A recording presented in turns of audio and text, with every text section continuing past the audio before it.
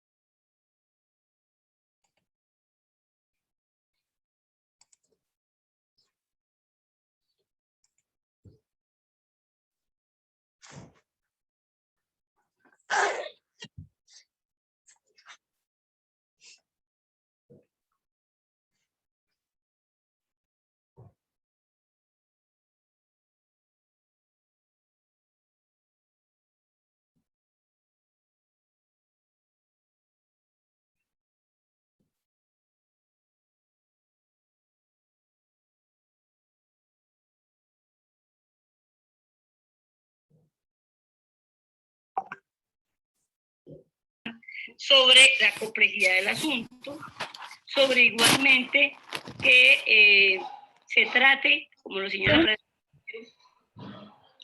de procesos que se surtan ante la justicia penal especializada, sean 3 o más los acusados contra quienes estuviera vigente la detención preventiva, o se trate de delitos o por investigación o juicio de actos de corrupción de que trata la ley 1474 de 2011, y que en ese caso, este término de 1 año, es posible que se prorrogue a solicitud.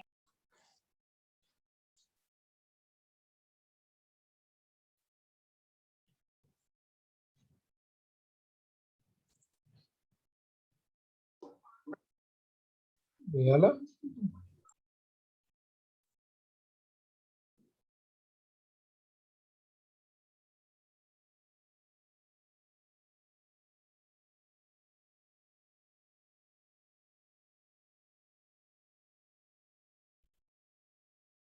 A que se prorrogue la medida de aseguramiento. Ahora bien, señala en este mismo parágrafo primero que para ello, como lo indicó la Fiscalía cuando solicitó esta prórroga, pues se debe analizar también si aún se cumplen los requisitos contemplados en el artículo 308 del Código de Procedimiento Penal, es decir, la ley 906. E igualmente, si el tiempo que ha transcurrido surge o no del interesado o su defensor, y que en ese caso dicho tiempo no se contabiliza dentro del término máximo de la medida de aseguramiento privativa de la libertad. Sobre ello, la Fiscalía, al hacer la solicitud, pues en primer lugar resaltó que desde el punto de vista de las posibilidades procesales que contempla la prórroga por el término de 1 año, pues se encuentra el procesamiento del aquí ciudadano, doctor Diego Cadena, por el delito de soborno en actuación judicial. Pero además hizo mención la Fiscalía de que existía un término que se consideraba debería pues descontarse por la existencia de maniobras dilatorias, de lo cual hizo especial énfasis en las dificultades que, dado que no obstante haberse realizado la formulación de acusación el 29 de 2020 y de haberse realizado en un descubrimiento que la Fiscalía entendió fue completo el 23 y 24 de noviembre, sin embargo, la defensa guardó silencio frente a observaciones del mismo y que solamente en la audiencia del 9 de febrero vino a plantear que solamente necesitaba que se le entregaran las 17 gigas, las más de 170, es decir, más o menos una diferencia de 150 elementos, evidencias que estaban en 100 gigas, que era la totalidad del proceso 52240 que se venía adelantando contra el doctor Álvaro Uribe Vélez en la Corte Suprema. Por ello, el Ministerio Público debe señalar lo siguiente. Usted, señor juez, podrá revisar lo ocurrido en la audiencia del 9 de diciembre, del 9 de febrero del 2021, así como la del 14 de abril. Particularmente estas dos, que incluso propiciaron que se hicieran maniobras dilatorias en audiencia anterior, en la cual se solicitó la libertad por la defensa, y que incluso pues aquí se ha generado la existencia de ese impedimento por la señora juez 22, que hizo realmente una manifestación al respecto en esa decisión.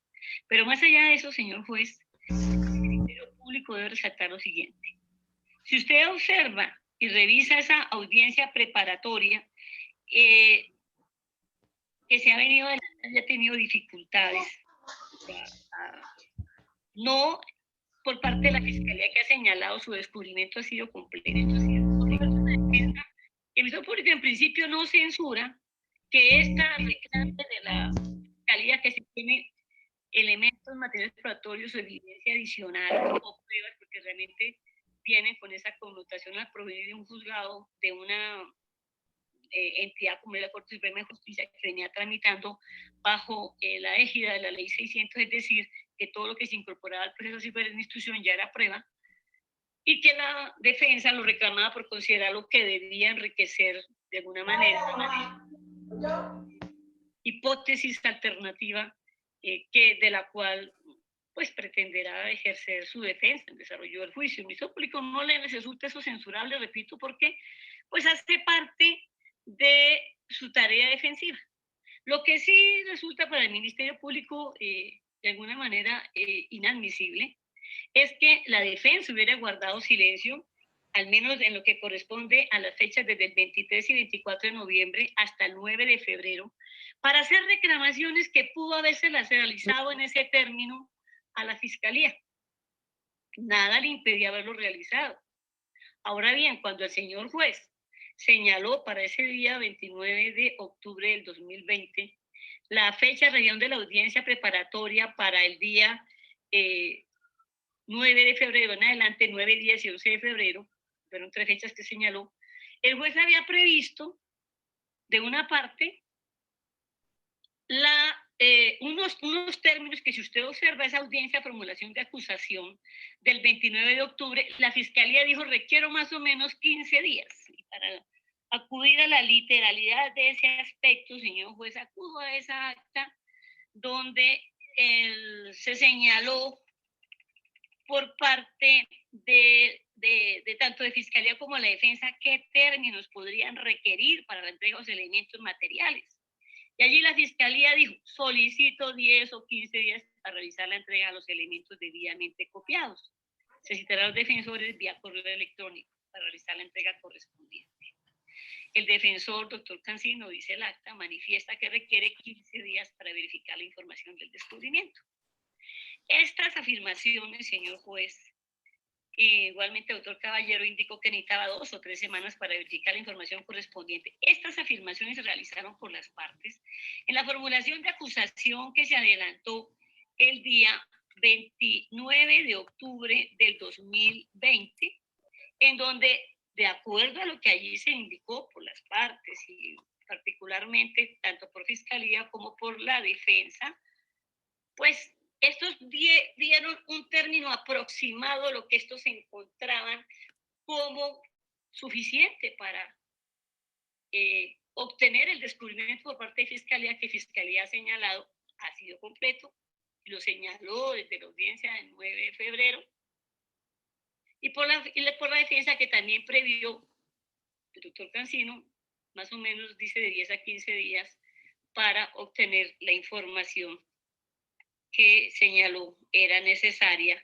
para la controversia de esa información que le iba a descubrir la Fiscalía. Se sorprendió así en el proceso y la judicatura cuando el 9 de febrero lo que se entra a manifestar es que la defensa encontró observaciones de las cuales indicó, inclusive la información no había podido acceder a ella, y es cierto que señaló que podía hacerse un término bastante largo porque el acceso a la información que se le había entregado se había dificultado. Allí indicó las razones. Pero además indicó que de la información que se le entregó no solamente requería la información que la Fiscalía le ha ofrecido sobre los eventos, hechos, circunstancias temporoespaciales que allí se señala en la acusación, sino además prácticamente sobre todo el proceso que se venía adelantando en la Corte Suprema de Justicia, tanto así que la Fiscalía, tanto en esa audiencia como en la audiencia del 14 de abril, dejó de presente que debió acudir a la Corte Suprema de Justicia para obtener esa información con la que no contaba porque no era soporte de su acusación. Entonces, ahí ya la razonabilidad de ese término, pues ya entra a ser discutido y pasa a ser una maniobra dilatoria, señor, pues sin duda.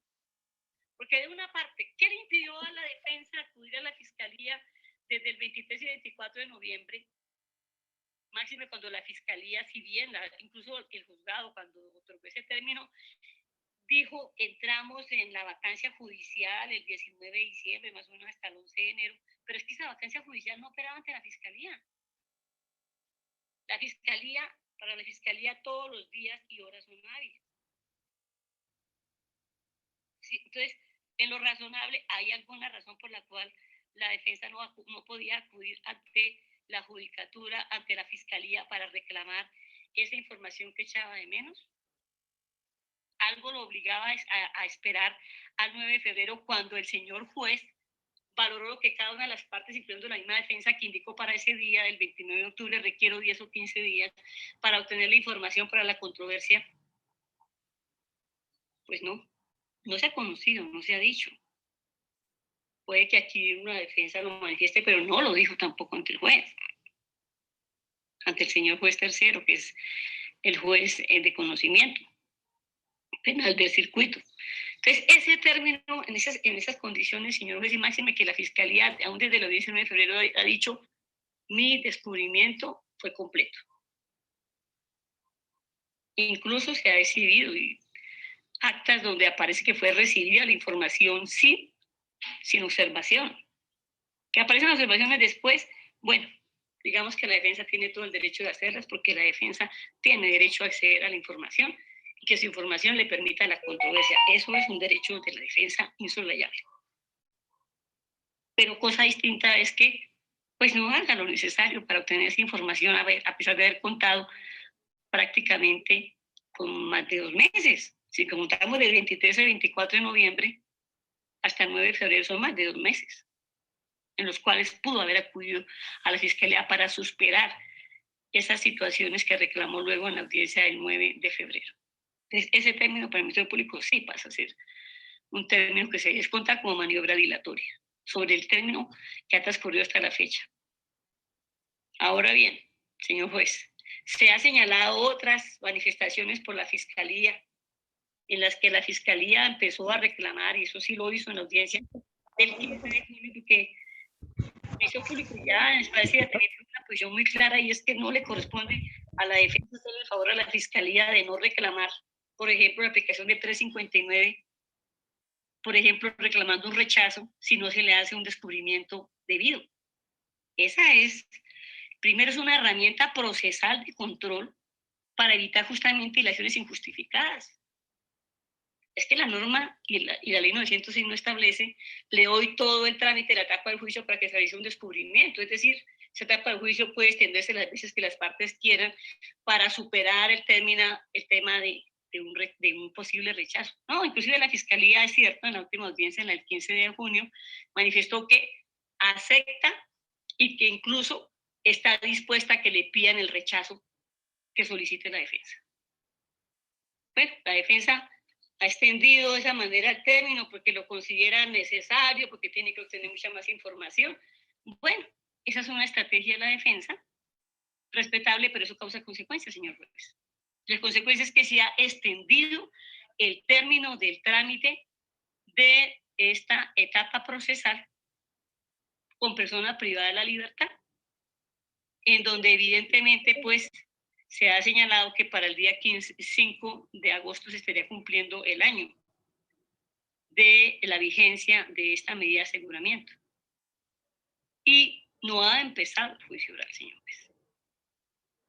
Entonces, en esas condiciones, pues, esas maniobras dilatorias sí se deben descontar, señores. Se deben descontar porque, pues, por lo menos, claramente, y para el Ministerio Público, sin duda, ese término del 23 y 24 de noviembre al 9 de febrero es un término dilatorio. Claramente, porque nada justifica que no hayan solicitado los requerimientos que echaron de menos, o hayan hecho la manifestación o la petición que requerían ante la Fiscalía para que se los entregara, máximo cuando la Fiscalía estuvo presta a hacerlo. De hecho, en las audiencias posteriores, cuando la defensa ha solicitado que se le entregue información que incluso la Fiscalía no ha poseído, ha tenido la Fiscalía y lo ha hecho, solicitar esa información a la Corte Suprema de Justicia o a la Fiscalía delegada ante la Corte para satisfacer esa petición de la defensa. Es decir, de alguna manera ha propiciado el respeto de su derecho a la contradicción. Pero entonces, en los temas de por qué se ha transcurrido este término, pues se tiene que restar ese término que se genera como una dilación, como una maniobra dilatoria de la defensa del doctor Cadena. Ahora bien, se indica igualmente por la Fiscalía frente a los requerimientos que las exigencias del artículo 308 sobre la existencia de la inferencia razonable pues se han mantenido, que indicó la la Fiscalía, que particularmente resultaba de importancia plena las declaraciones que habían rendido el señor Carlos Enrique Vélez y el señor señor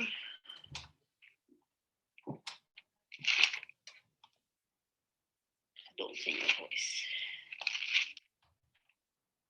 así como la testigo de Yanira, el nombre del testigo que se menciona por la Fiscalía de manera tan reiterada. Bueno, los dos testigos que aparecen como de los cuales se había realizado las afectaciones para que estos faltaran la verdad y presentaran documentos ante la Corte Suprema de Justicia,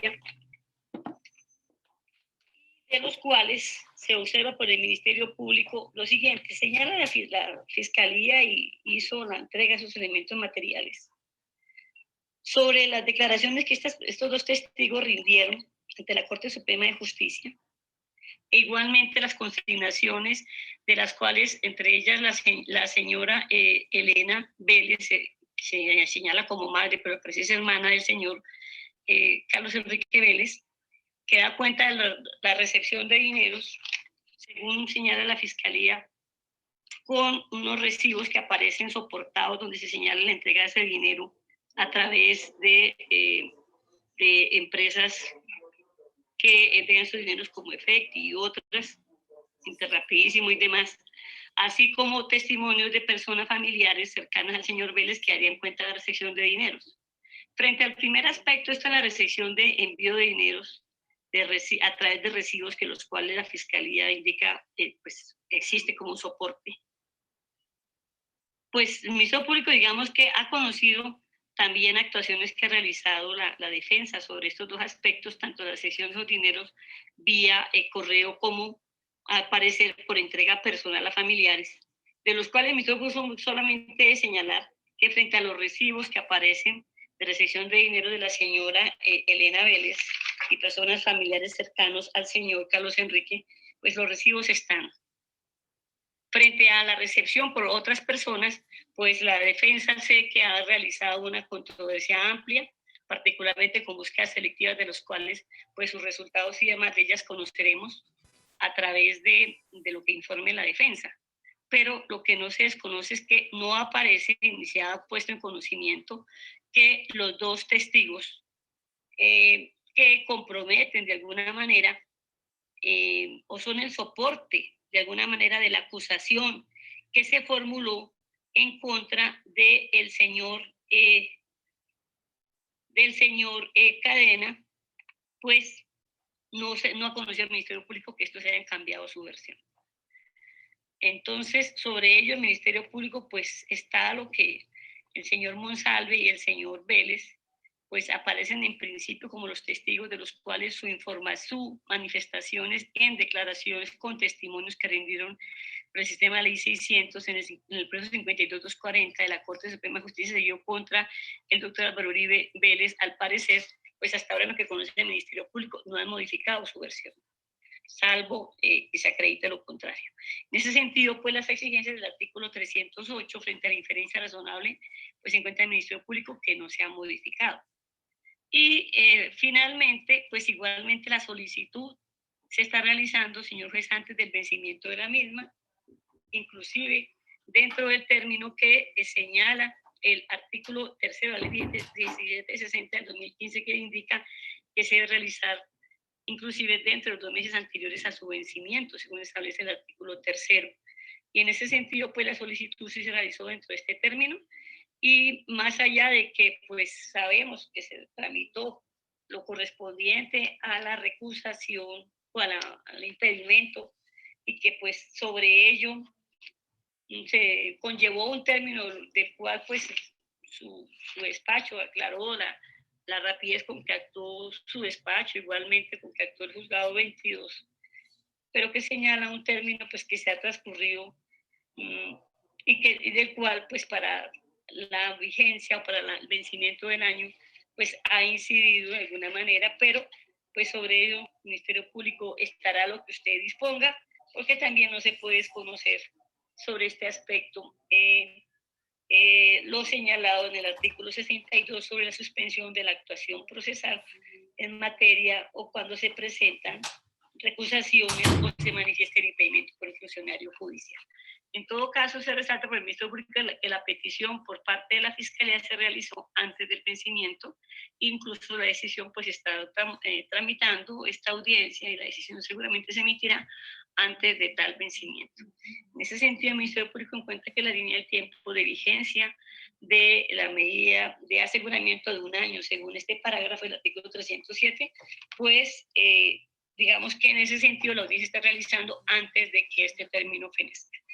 En ese sentido, entonces, para el Ministerio Público se reúnen los presupuestos que establece el artículo 307 en su parágrafo primero, e igualmente el desarrollo jurisprudencial que el mismo se ha realizado y que da cuenta del cumplimiento de esos presupuestos. Ahora, debe indicar al Ministerio Público, desconozco, porque también, aunque ha asistido a diversas audiencias que ha realizado la defensa de búsquedas selectivas y otras ante juez de garantías, pues no, pues digamos que desconozco si realmente los testimonios del señor Monsalve y del señor Vélez. En lo que conozco, está la información que reposa en la Corte Suprema, en el radicado 5240 proveniente de la Corte Suprema de Justicia. No conozco que se hayan emitido ningún otro testimonio, ni tampoco que exista retractación de las afirmaciones. En ese sentido, para el Ministerio Público, entonces, ese soporte de inferencia razonable, pues aún se mantiene. Me encuentra así el Ministerio Público que procede, señor juez, la prórroga de la medida de seguridad de un año, como lo solicitado por la Fiscalía, los presupuestos de orden procesal y sustantivo que se exigen al efecto. Desde luego, que se descuente el término que sí para el Ministerio Público es completamente dilatorio, que es el que transcurrió entre el 23 y 24 de noviembre al 9 de febrero del 2021, por considerar que se atribuye a la defensa por no haber hecho lo necesario en ese término de más de 2 meses para superar situaciones que luego reclamó para el día 9 de febrero del presente año. Hasta aquí la intervención y el concepto que emite el Ministerio Público. Gracias, señor juez. Gracias, doctora, muy amable. Por parte de doctor René Lemus, de la Procuraduría General de la Nación, ¿algo más que agregar a la intervención? No, señor juez. No, señor juez, muchas gracias. Gracias, doctor, muy amable. Por parte de la defensa del ciudadano Diego Cadena, doctor Cancino, tiene usted el uso de la palabra. Gracias, su señoría, ¿no? Con sorpresa por muchas cosas, ¿no? Porque realmente el representante de víctimas, siempre juicioso en sus intervenciones, hoy parece que estuviera contestando a un vencimiento de términos que no es lo que nos ocupa, y el mismo error grave, insubsanable que cometió la Fiscalía, pues por más de que el procurador trate de subsanarlo o de hacer decir lo que no dijo la Fiscalía frente al 308, pues también confunde el objeto real de esta audiencia. La regla general, su señoría, para uno casarse, por ejemplo, y perdóneme el ejemplo sencillo, es que uno corteje al hombre o mujer con el que se va a comprometer y a casar. No puede llegar uno a mirar a una persona y decirle cásate conmigo porque el resultado seguramente será que no. O cuando se juega un partido de fútbol o de cualquier deporte que contenga esta figura, pues yo no puedo llegar de una vez a decir juguemos la prórroga sin haber jugado los primeros 90 minutos en el caso del fútbol o los cuartos o tiempos reglamentarios en los demás deportes. Y esto lo digo porque es sencillo. El señor fiscal, el representante de víctimas y el Ministerio Público entraron a usted de una vez a decirle que no había pasado el año por maniobras dilatorias. Yo en eso no me voy a desgastar porque eso está en otro lugar y en otro proceso, está apelado y vamos a ver qué nos dicen todas las instancias que faltan porque Diego Cadena va a quedar en libertad, estoy absolutamente seguro de eso. Puede que sea por un vencimiento de términos o que nos toque esperar algo por absolución en el proceso porque aquí no hay otro camino diferente. Pero si usted mira el artículo del caso, ¿en qué consiste la prórroga? Es una cuestión muy fácil, una reseña de los hechos y de la actuación procesal. Se informa que está por cumplirse el término de 1 año o que a pesar de cumplido hay otras características. Se demuestra que se presenta uno de los siguientes eventos, que el proceso está ante la justicia especializada, que se trata de 3 o más acusados, que se trata de una investigación o juicio de la ley 1474 y obviamente que hay vigencia de los requisitos del artículo 308, no del 307, como lo dijo la doctora Adalgisa. Y si usted mira la norma, es absolutamente claro que dice, primero, en la parte final, en los casos susceptibles de prórroga, los jueces de control de garantías para resolver sobre la solicitud de levantamiento o prórroga de las medidas de aseguramiento privativas de la libertad deberán considerar, además de los requisitos contemplados en el artículo 308, el tiempo que haya transcurrido. Es decir, que lo primero que tienen que probarle a su señoría es que los requisitos del 308, que no es otra cosa diferente a los fines constitucionales, están vigentes. Pero están vigentes en el momento de pedir la prórroga. Y eso brilló por su ausencia. Es como si un hueco negro se lo hubiera cogido, un hoyo negro del espacio se hubiera cogido esa argumentación que se saltaron y se privó obviamente a su señoría del aspecto más importante y cuyo resultado, me anticipo, será sencillamente no dar prórroga a la medida porque no fue bien pedida y no fue bien sustentada. Y cuando me refiero a eso es que si usted ve lo que trasladó la fiscalía, porque no lo argumentó en su audiencia, fue exactamente el mismo link que le corrió traslado al juez de garantías que decidió la medida de aseguramiento de Diego Cadena hace muchos días, más de 260 o 270 días, para no equivocarme, no lo tengo con precisión. Y cuando yo hablo de prórroga es porque voy a prorrogar algo que ya está, pero debo demostrar que se mantienen vigentes esos fines. Yo le hago una primera pregunta para el problema jurídico. ¿A usted la Fiscalía le dejó claro cuáles habían sido esos fines de manera inicial y por qué? Y la respuesta es no. El Ministerio Público, como ya es costumbre, trató de solucionarle ese problema a la Fiscalía.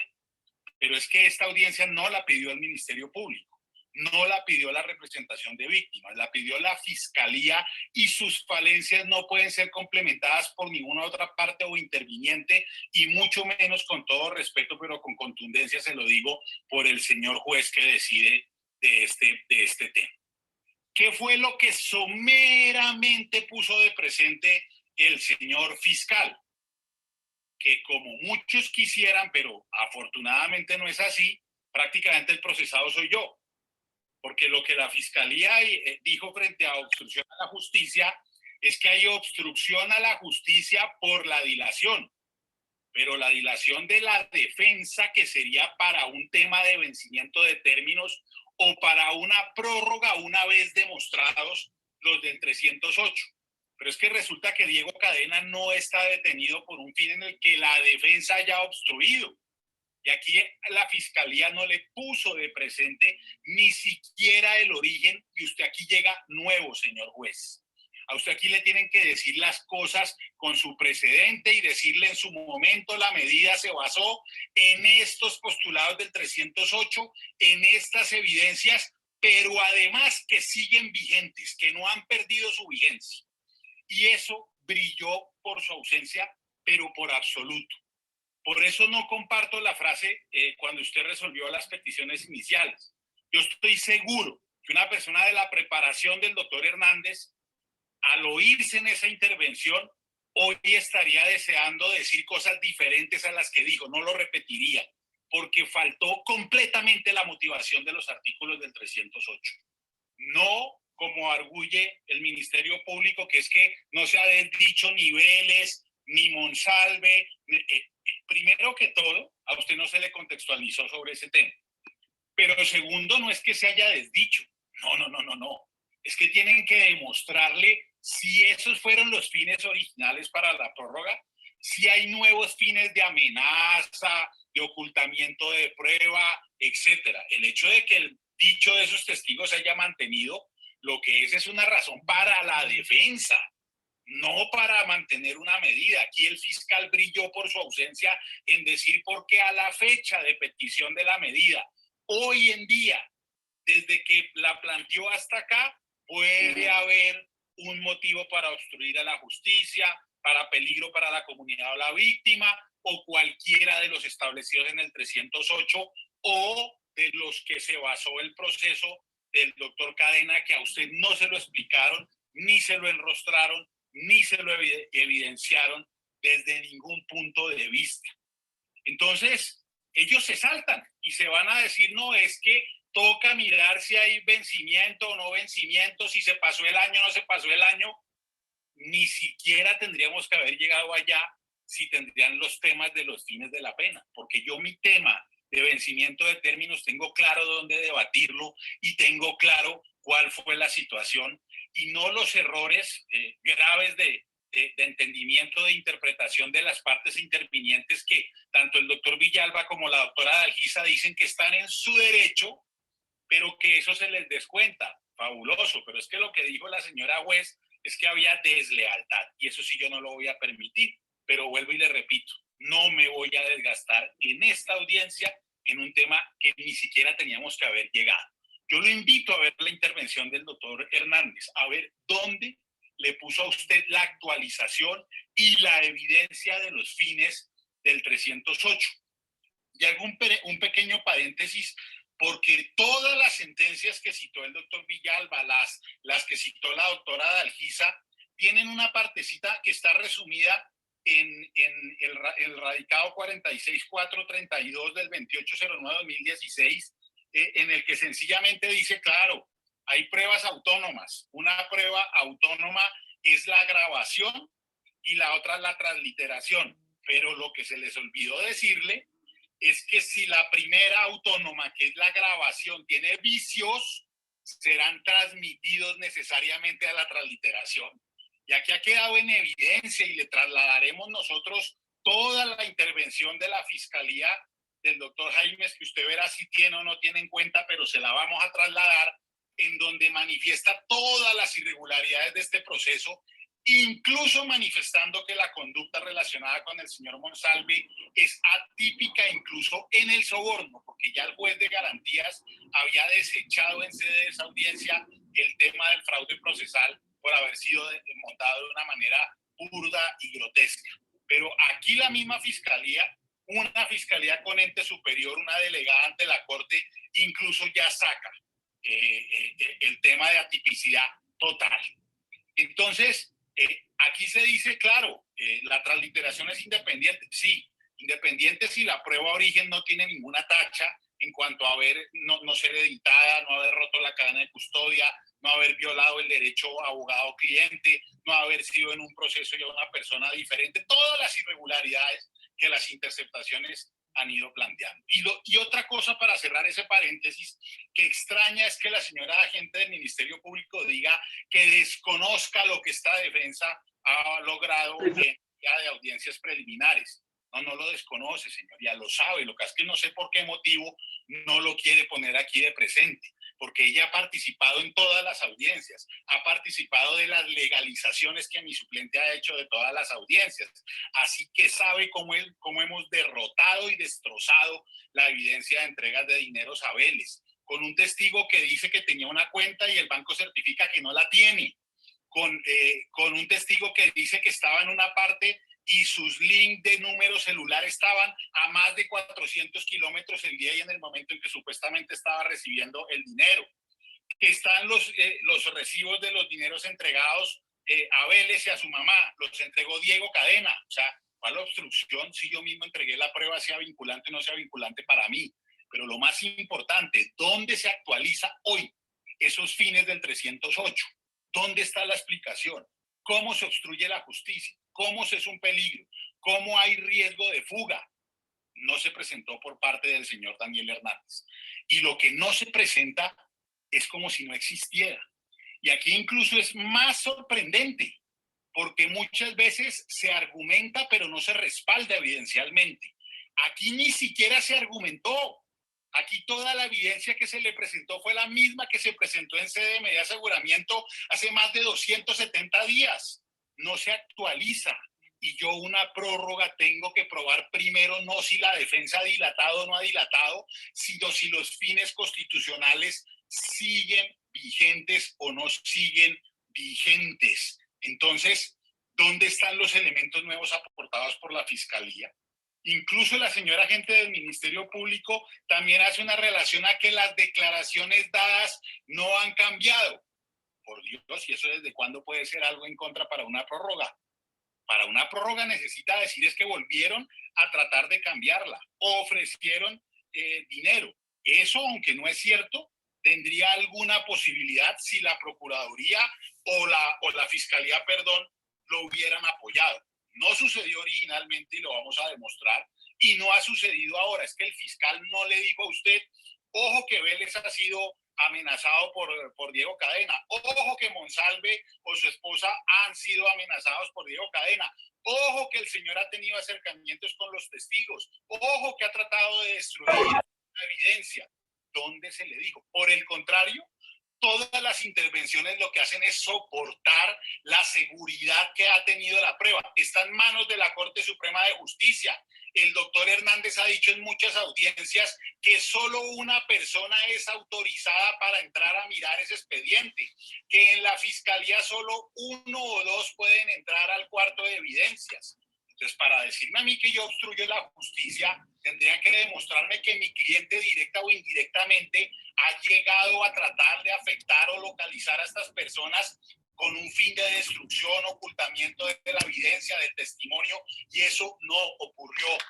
Aquí pensaban que como era un caso tan mediático, tan fácil, como que Diego ya estaba en la lona para ellos, pero no es así. Entonces bastaba con decir que era de la medida de aseguramiento y que la defensa lo único que había hecho era dilatar y dilatar. Pues se equivocaron en ese afán de demostrar dilación.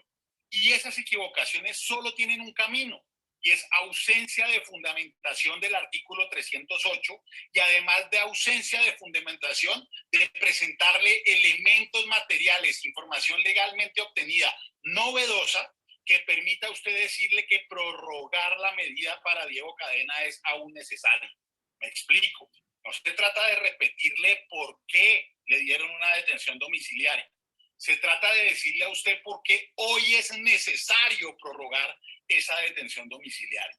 Y tiene las mismas cargas, por analogía, por interpretación, por referencia de una medida.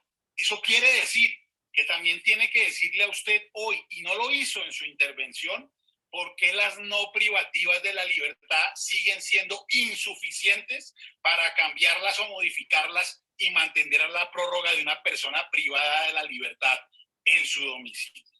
En conclusión, señor juez, aquí si hubo o no hubo más de un año, si hubo dilaciones, ni siquiera se tiene que haber tenido en cuenta. Pero en eso fue que centró la Fiscalía su intervención. Incluso dio traslado de las actas de la audiencia donde la señora juez niega la libertad por vencimiento de términos.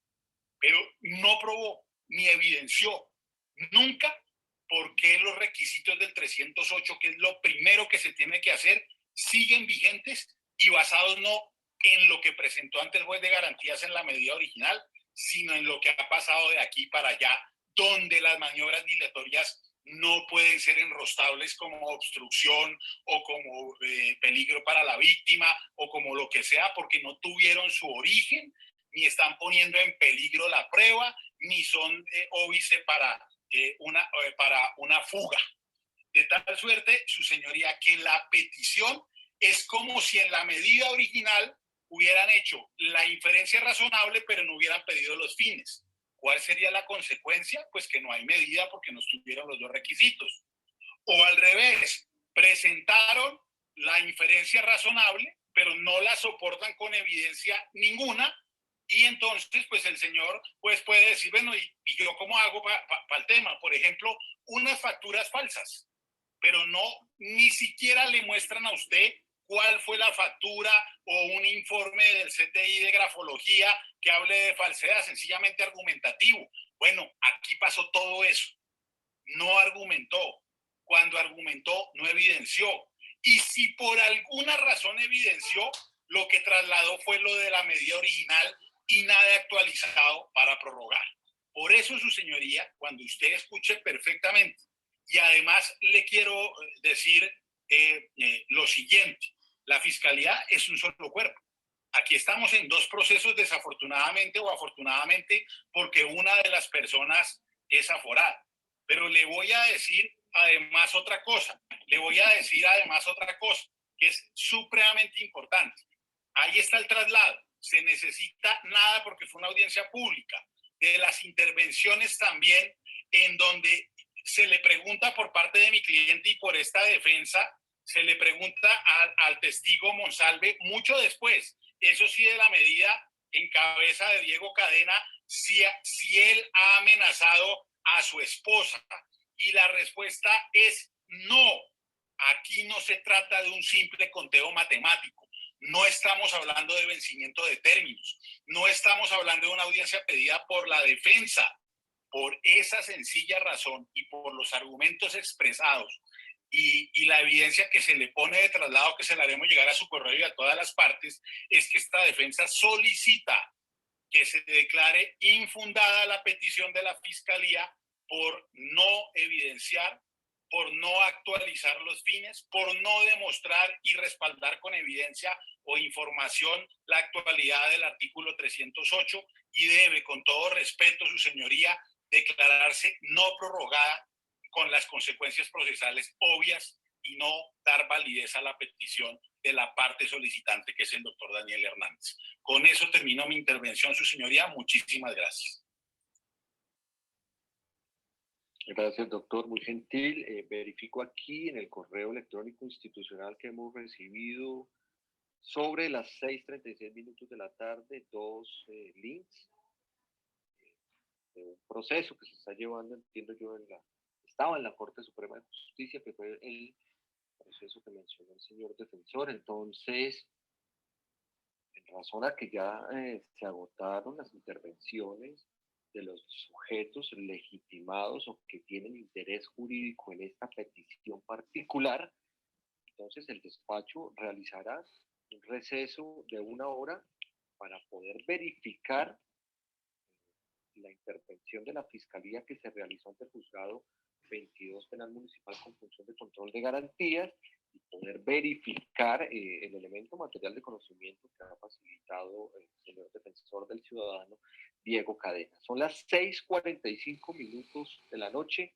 Retomemos entonces sobre las 8, 1 hora 15 minutos, para que ustedes también tengan un tiempo para refrescarse un poco, para descansar un poco. El despacho entonces entrará a verificar ese elemento material de conocimiento y a tomar la decisión que en derecho corresponda. Gracias. Observación por parte de la Fiscalía sobre el particular. Ninguna, su señoría. Gracias, doctor. Muy gentil. Por parte de la representación de víctimas. Tampoco, su señoría. Gracias, doctor. Muy amable. Por parte de la procuradora delegada. Ninguna, señor juez. Solamente en el mismo link, señor juez.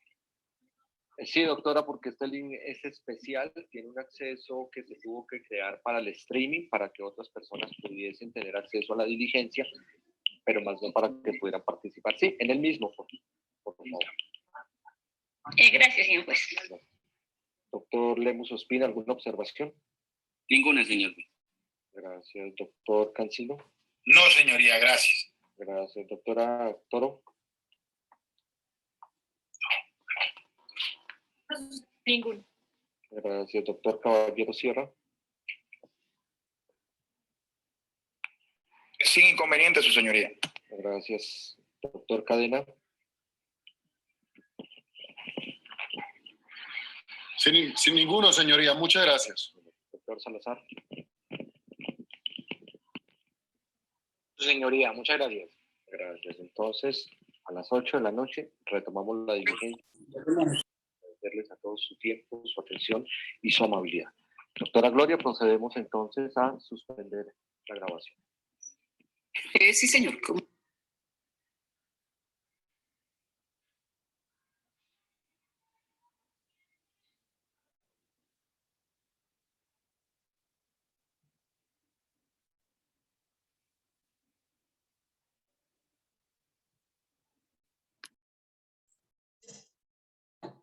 Doctores.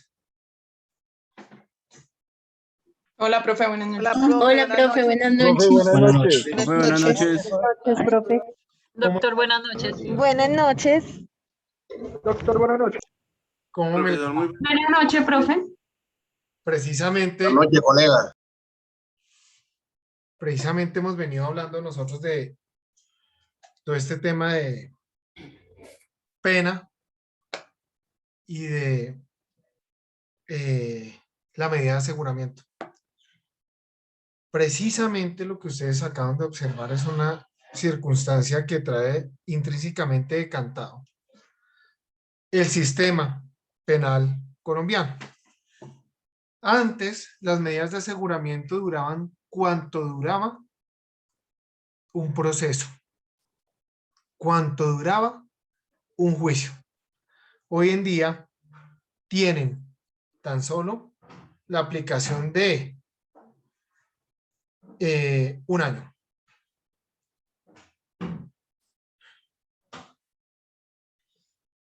Que se puede prorrogar por otro año.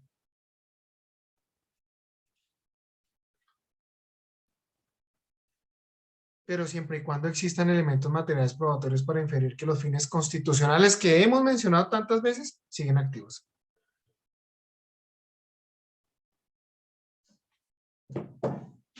Fines constitucionales activos. ¿Y eso cómo se hace?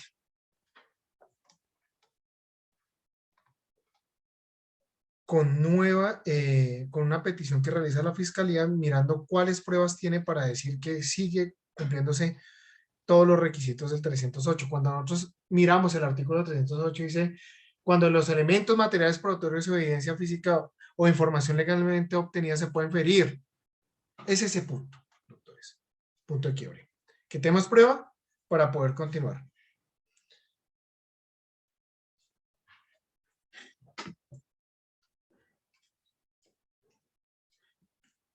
Acuérdense que nosotros pasamos por allá rapidito cuando mirábamos el 308 y decíamos, oiga, que obstrucción a la justicia, que peligro para la comunidad y demás. Bueno, hablamos de todo ese escenario y yo les decía a ustedes, oiga, qué gran diferencia con una pena.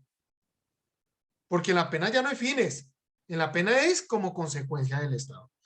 En la medida de aseguramiento simple y llanamente es por el escenario que estábamos decantando hace un instante para preservar algunos de estos fines. En este caso en particular, la Fiscalía General de la Nación no ha trasladado ningún elemento material probatorio nuevo que permita inferir.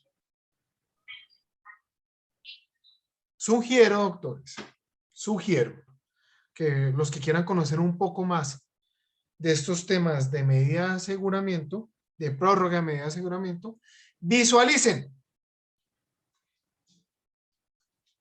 en el canal de YouTube una audiencia que colgué.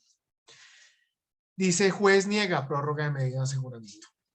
Les va a funcionar bastante, se van a entretener bastante con esa audiencia y cada vez que avancemos un poco más en los temas vamos a encontrar. Aprovechemos, tenemos una horita para hablar.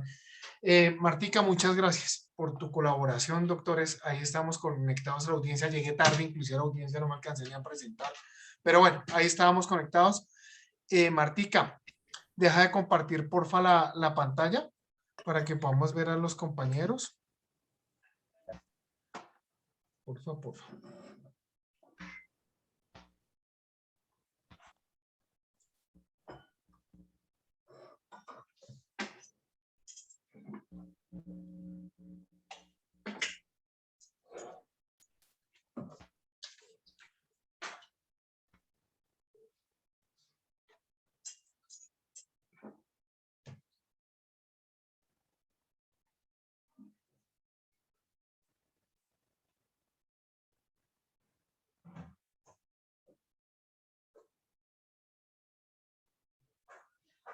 Porfa, Martica.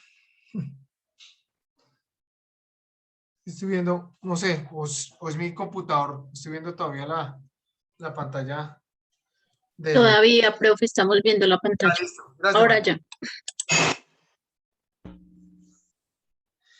Eh,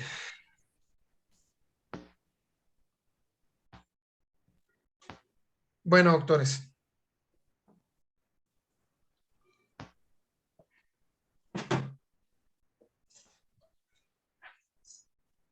Este caso es un caso muy polémico.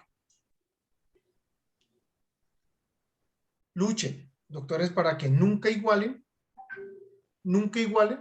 a los abogados con los clientes. Nunca, nunca. Basta ya ese estigma. Precisamente ahorita, en un proceso tan coyuntural como estamos viviendo en lo de la niña SS, una situación tan asquerosa que tenemos en mente, porque en mente no hay evidencia que pueda demostrar el destino de esta niña. Simplemente estamos pensando lo peor y es por ahí que puede estar la circunstancia. Pero fíjense que por errores en el procedimiento, doctores, fíjense, doctores, que por errores en el procedimiento salen en libertad. Y qué tristeza que la Fiscalía General de la Nación emita un comunicado diciendo que su actuar sí estaba correcto. Es decir, que el actuar de la juez es el incorrecto. Es decir, que la misma Fiscalía General de la Nación no respeta los fallos judiciales. Si no está de acuerdo, para eso están los recursos. Punto. Y van y vuelven y capturan y vuelven y la cagan y vuelven y quedan en libertad. ¿Es que acaso porque están siendo investigados por ese proceso, doctores, no tienen derecho a que se les guarde sus garantías procesales? Claro que sí, doctores. Claro que sí. Y entonces cuando yo estoy con este escenario y hablándoles de este tema, muchas personas nos dicen, momentico, ¿dónde quedan las víctimas? Doctores, pues las víctimas tienen su escenario allá al interior de la audiencia. Las víctimas, y cuando a un abogado representante de víctimas, no es que figure en una audiencia a que se siente, sino que subsane errores. Jenny, levantaste la mano. Gracias, doctor. Buenas noches. ¿Cómo estás? Doctor, una pregunta. O sea que si, digamos, en un proceso, la fiscalía no tiene elementos materiales probatorios suficientes o no descubre pues sus pruebas en tiempo, ¿puede resultar absuelto el indiciado? Claro. Y lo tiene que.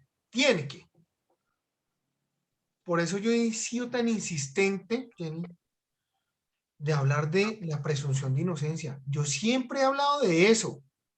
Siempre les he dicho, oiga, en este escenario de medida de aseguramiento, quien se envía a prisión es una persona inocente. Así haya aceptado cargos, todavía no ha sido condenado. Y si la juez simplemente no absuelve, pues el indiciado puede obviamente pues colocar por medio de su defensor, puede colocar pues no sé, pues una reclamación ante eso, porque si no tiene el suficiente material probatorio la fiscalía y la juez más sin embargo por apoyar a la fiscalía pues les omite como esos fallos. Para eso están él los puede de todas maneras reclamar. Para eso están los recursos y se va en segunda instancia a verificar por un superior ese fallo.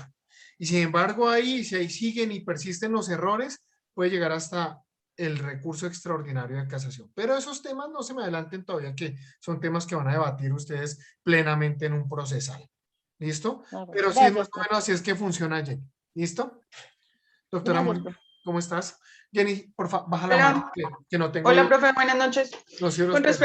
Con respecto al caso que tú estabas diciendo, bueno, si vuelven a capturar a los papás de esta niña, no, ¿qué cargo le imputarían ahorita? Porque no dicen que no les pueden imputar a una persona dos veces el mismo cargo. Ojo, Mónica. Cuando se aplica nulidad, se nulita todo lo actuado. Y entre eso se nulitó la imputación de cargos. Es decir, los vuelven a capturar porque no habían cargos. ¿Ya? ¿Qué fue lo que pasó en ese escenario? Que no se alcanzó a imputar en esta segunda audiencia. Porque en solo sede de legalización de captura fue que se interrumpió dicha diligencia por encontrar abiertamente la juez un parámetro anormal en el procedimiento. Sobre temas de fondo hay que estudiar toda la audiencia, yo no la estudié, pero simplemente vámonos al fenómeno. Entonces, ¿qué mal hacemos a la sociedad? Lo que estábamos diciendo siempre, emitamos comunicados de prensa y comunicados de prensa y comunicados de prensa y comunicados de prensa y comunicados. ¿Quién es la Fiscalía General de la Nación para decir que una juez falló? ¿Quién es? Pues para eso tiene recursos, no tiene por qué alarmar a la ciudadanía saliendo a decir cosas en medios de comunicación. Me parece lo más grotesco del mundo. No tenemos que venderle falsas ilusiones a las personas. Listo. Al interior de la actuación no la conozco a profundidad, doctores. De hecho, el fiscal encargado en esa audiencia es un gran amigo. Y luego la fiscal que llegó, nada más, digamos, de conocernos cerca de 10 años, de haber trabajado en una unidad de vida. Entonces yo frente al actuar de ellos no puedo decir absolutamente nada en máxime porque son amigos, segundo no conozco la actuación. Pero lo que sí conozco es que una juez, desde su postura, profirió una nulidad. Con unos argumentos que si no se comparten, por eso hay recursos. ¿Ya? A nosotros cada rato nos dicen, qué pereza ustedes litigando en medios de comunicación y nos cogen y nos pegan en los medios, en las redes sociales. Pero si es que nuestra competencia y nuestra contraparte que viene siendo la Fiscalía General de la Nación lo hace todo el tiempo porque no los defensores. Entonces, ¿a qué voy? Doctores, si hacemos bien las cosas, nos evitamos todos estos comunicados. ¿Sí? Si hacemos bien las cosas, por el contrario, los procesos se cierran muy bien. Ahí vi a un abogado defensor con el que compartí en alguna oportunidad una defensa, que viene siendo el defensor de una de esas personas. Yo en mi particular evento, yo no lo defendería. Simple y llanamente, ¿por qué? Porque no quiero. Aunque tenga una obligación moral de defender a todo el mundo, simplemente yo digo, ese tipo de casos no me gusta llevarlos. Punto. ¿Ya? Pero en mi oficina hay abogados dispuestos a llevar esas defensas. Yo podría, como director de mi firma, poner un abogado ahí. Listo. Pero vieron un escenario muy particular. Ustedes vieran a ese pobre abogado cómo lo estaban tildando en las redes sociales. Que qué clase de persona es la que defiende ahí. ¿Cierto? Entonces, viene el siguiente cuestionamiento. Tenía que la juez, por ser un caso de connotación nacional, tenía la juez que sobrepasar o pasar por encima de la nulidad y seguir con el procedimiento normal simple y llanamente para vengarse de este par de desgraciados que están siendo vinculados a un proceso. Es decir, la juez tiene que cometer delitos para lograr judicializar a unas personas. No, doctores. No, doctores. Así no es. Por más delincuente que sea la persona, tiene derechos. Y si el error es de la Administración de Justicia, pues lo cometió la Administración de Justicia. Y que quedó en favor de la persona vinculada, quedó en favor de la persona vinculada, punto. Tiene que ser perfecto esto. No puede prestarse una interpretación. Entonces, si las cosas son así, doctores, simple y llanamente aquí lo que opera es la justicia. Y fíjense que es acreditada hasta la justicia cuando nosotros decimos que pasan estas circunstancias. Entonces decimos que los jueces, antes decíamos que los jueces reciben plata. Yo quisiera saber cómo este par de personas vinculadas que no tienen un berraco peso hicieron para pagarle a una jueza especializada. Yo quisiera saber cuál es el argumento que quiere sacar la gente siempre. ¿Sí? Yo quisiera saber. Y máxime que esa señora juez no la cogen en pero, porque nada más y nada menos tiene una vaga experiencia gigantesca en vida. También fue fiscal en mi época. Allá en esa unidad. Conoce muy bien el tratamiento de este tipo de delitos. Entonces no es por ahí. No es por ahí. Es porque nosotros tenemos un código, doctores, y el código tiene unas conductas escritas. Doctores, ¿y saben qué fue lo que pasó? ¿En qué falló? Según en lo poco que he visto, la Fiscalía General de la Nación, que no supo decir cuál conducta fue la que cometieron las personas. Y si nosotros venimos a esta primera clase de derecho penal y estamos diciendo conducta humana, para luego mirar la tipicidad, y si no podemos describir cuál conducta cometieron, ¿cómo podemos hablar de tipicidad? Fíjense de lo básico del derecho penal, pero lo complejo que llega a ser este escenario que estamos viendo nosotros en esta clase. A veces las personas dicen, eso, qué chingo. Doctores, hasta en doctorado siguen viendo ustedes teoría del delito. Es el tema más complicado. Fíjense, ese caso se cayó todo por conducta, por el primer examen, doctores. Si no pueden describir una conducta, dígame cómo demonios van a llegar a hablar de un intercrímenes. Si no saben qué conducta cometieron.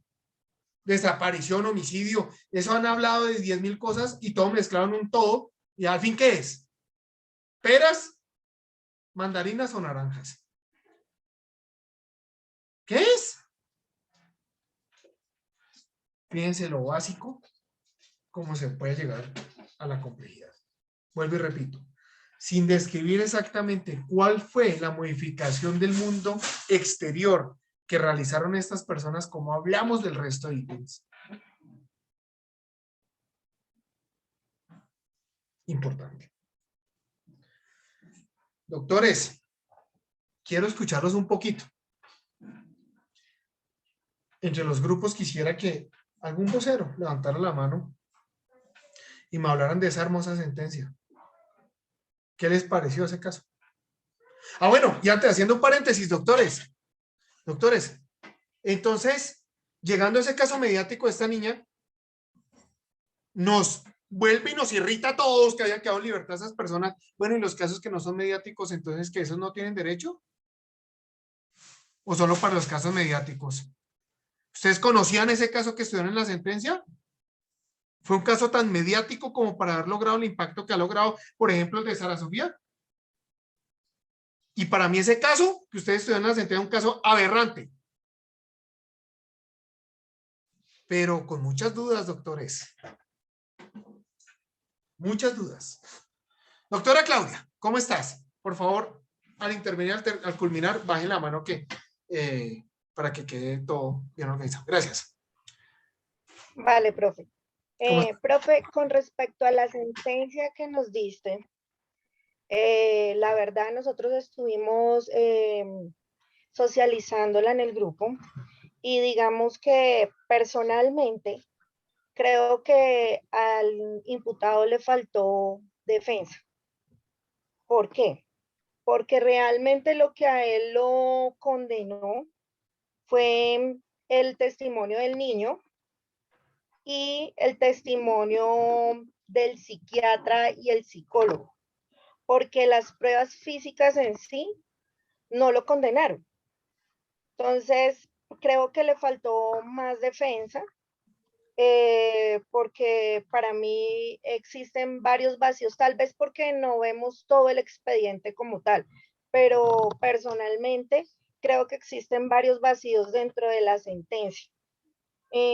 Porque el hecho de que la persona fuese sola fue prácticamente sentenciado por un informe psiquiátrico, pero no había un indicio de que él hubiese cometido un acto similar, parecido o algo que fuese predeterminado para cometer el acto en sí.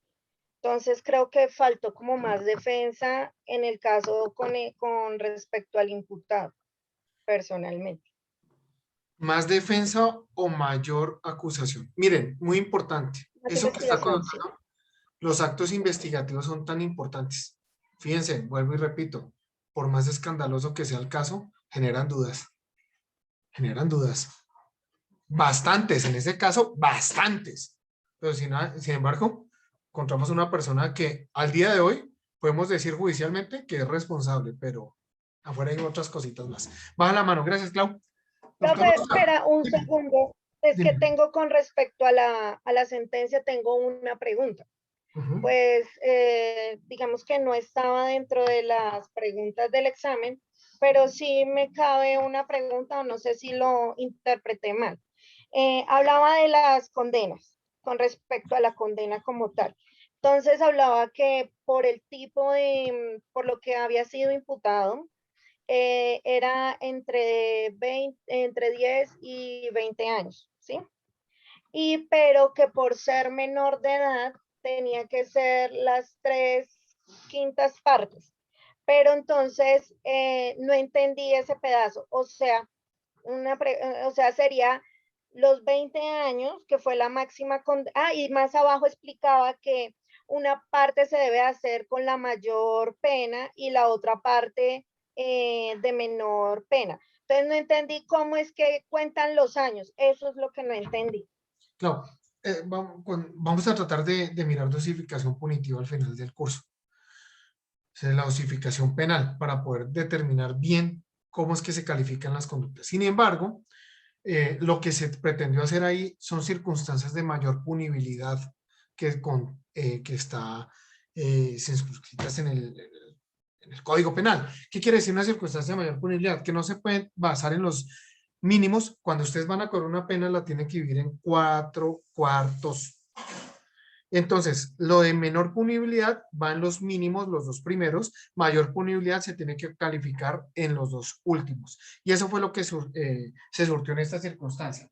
Cuando estamos hablando que las otras penas, doctores, porque si se toman de lo mínimo, hace referencia es a los concursos. ¿Se acuerdan que por ahí hemos mencionado y vamos a ver concurso de delitos? Es sobre ese particular, porque sobre ese particular, cuando se le va a sumar una pena a la principal, no podemos cogerla del máximo, ¿listo? Sino del mínimo, ¿vale? Y eso es lo que se califica ahí. Sin embargo, en dosificación de la pena, vamos a mirar con detenimiento cómo es que se hace eso. Hay una sentencia que va a servir mucho para esa circunstancia. ¿Listo? Gracias. Gracias, profe. Doctor Oscar, ¿qué hubo? Doctor, buenas noches. ¿Cómo vas?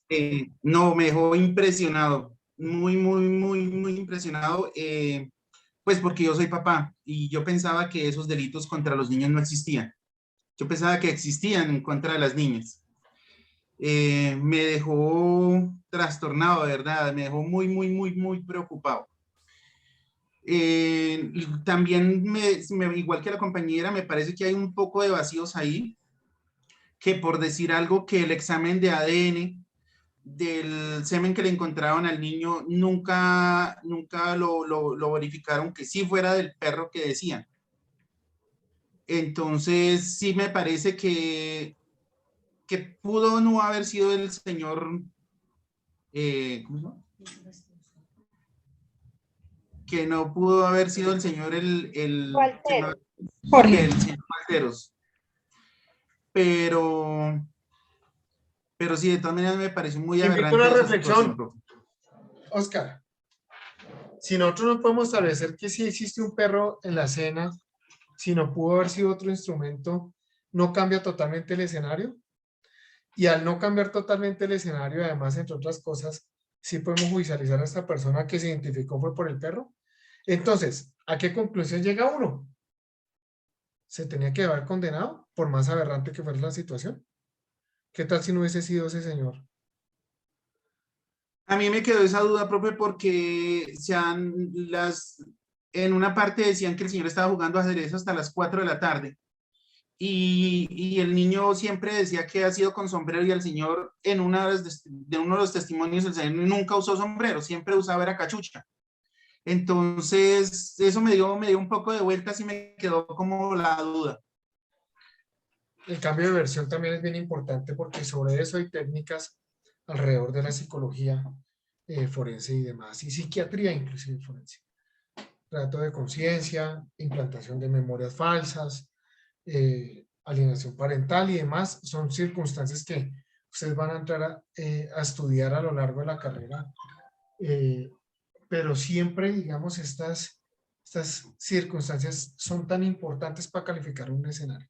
Lo único que a mí me causa la curiosidad ahí es, ¿cómo podemos decir que el perro está entrenado si no tenemos otro caso para decir que está en el segundo caso? Oscar, muchas gracias.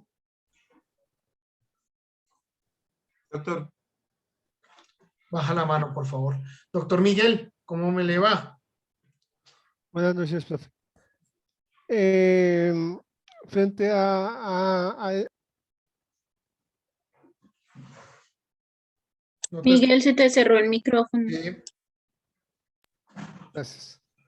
Me llamó la atención que la jueza al dar el veredicto, pues no dijo eso no es culpable, sino que cogió todos los puntos que hizo la defensa y uno a uno le fue dando una respuesta. O sea, fue diciéndole qué fallas encontró ella frente a la defensa en lo que ella dijo de cada cosa. Entonces, finalmente lo que dice la jueza fue que la defensa lo que se dedicó fue a criticar el procedimiento, pero no fue más allá de buscar la verdad. Y casi todo pues fue diciendo lo que ella vio que no le parecía, no había coincidencia. Por ejemplo, que este señor había dicho que él no se saludó con nadie porque eso era un paraje solo y la defensa consiguió testigos que decían que sí lo saludaron. Entonces ahí ya la jueza pues estaba desvirtuando todo, que no se utilizó el método que dijo la otra especialista que utilizaban en Estados Unidos. Y ahí dijo pues que se intentó utilizar, pero pues no había presupuesto para eso y utilizaron otros medios que cumplían más o menos con las necesidades. Entonces me gustó esa parte que no fue simplemente dar un sí y un no, sino que tocó punto por punto que hizo la defensa y lo fue analizando y dándole el análisis, la realidad de lo que la defensa había hecho frente a lo que era como la verdad o la realidad que ella veía como jueza. Entonces, esa parte me pareció muy bueno. Entonces, ahí lo que noté fue que la defensa se enfocó más como a, es decir, yo creería que la defensa sabía si este señor es o no es culpable. Si el señor era culpable y uno es consciente de esa situación, uno debería buscarles reducir la sentencia, ¿sí? Ahí en ese caso pues no se buscó eso, sino tratar de desvirtuar de que en todo caso el señor era inocente buscando cómo fuera a cambiar ese concepto. Eso fue lo que yo vi ahí, o lo que vimos. Y bien importante es determinar que labor de la defensa le faltó defensa, bueno, desde un punto, pero pues, ¿qué es lo que tiene que hacer? Criticar la prueba. Normalmente, ¿quién tiene la carga probatoria? La Fiscalía General de la Nación. Quien tiene que llevar la prueba es la Fiscalía, pero que será la opción a la defensa de llevar prueba de descargo, también está, pero inicialmente la prueba certera debe estar en manos de la Fiscalía, ¿listo? Doctora Mónica. Hola, profe. ¿Cómo estás? Bueno, nosotros sí, bien, gracias. Nosotros sí debatimos mucho el tema y llegamos a una conclusión y era que estaban buscando un culpable. ¿Por qué? Había demasiados vacíos, había demasiadas incongruencias en cuanto a tiempos. Digamos que le crearon un perfil a este señor, al señor Walteros, porque el hecho de que uno sea una persona solitaria, que de pronto no tenga pareja, que de pronto sea viva sola en algún sitio, eso a uno no lo hace criminal.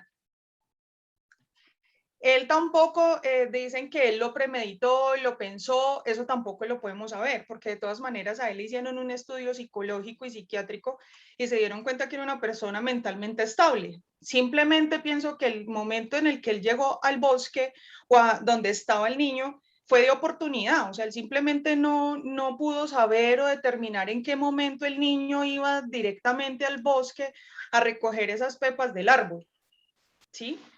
Otra cosa, decían que un perro amarillo, punto, perro amarillo, ya.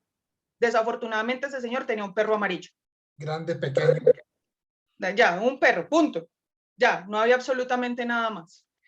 Que el señor usaba sombrero, el señor, ya con algunos testigos, el señor usaba era una gorra.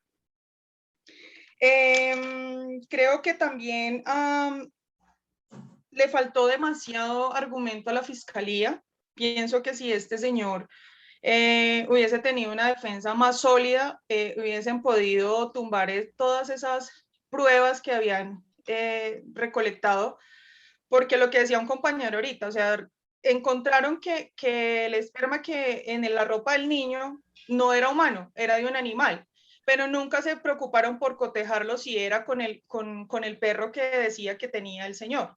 Entonces había demasiados vacíos y pienso que necesitaban encontrar un culpable, necesitaban encontrar una persona a quien formarle un perfil. Eso fue lo que se lo crearon a este señor Walteros y por eso le metieron 20 años, pero creo que hubo demasiados vacíos en cuanto a las pruebas y en cuanto a la forma de acusarlo, pero pues tampoco dice en la sentencia que este señor dio su versión, simplemente que él decía que era inocente, ya, pero él nunca dio su versión, solamente se basaron en lo que decía el niño.